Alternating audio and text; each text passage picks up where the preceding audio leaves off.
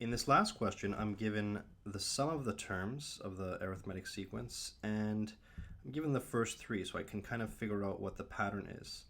I know that a is equal to 15, and my common difference here is going to equal to 5.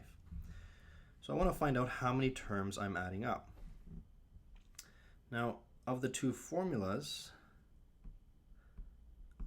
it looks like the first one is the better one to use in this case. So I have 2a plus n minus 1 times d, close bracket, all divided by 2.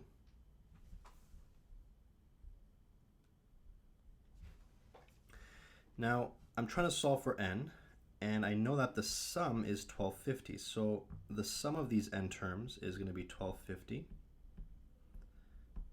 And n is my unknown. I have 2 times a, my a value is 15, plus my unknown n again, minus 1.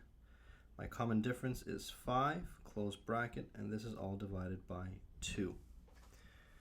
At this point, I probably want to get rid of the fraction, so I'm going to take my 2 in the denominator and multiply it by the 1250 up here.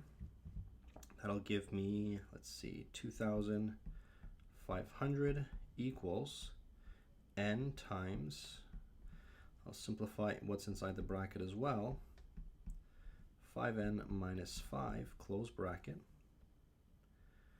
and I'll multiply the n through. So 1, 2, well actually, even before I do that, let me consolidate here. 2,500 equals n times 5n.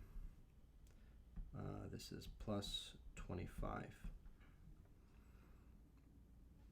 And if I multiply the n through, I get 2,500 equals 5n squared plus 25n. So it looks like at this point we have a quadratic equation in n. If I bring everything over to one side, minus 2,500, and set it equal to 0, I have a quadratic equation in n. So I have to solve for n. Now in solving for n, I'm going to have to factor this trinomial here.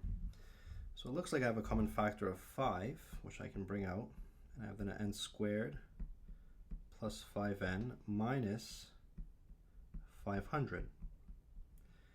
And what I'm left with inside the bracket is a simple trinomial. The two numbers that add to give me 5 and multiply to give me 500 are 25 and 20. If I subtract them together, I get 5. And if I multiply them together, I get negative 500, and that's a negative 20.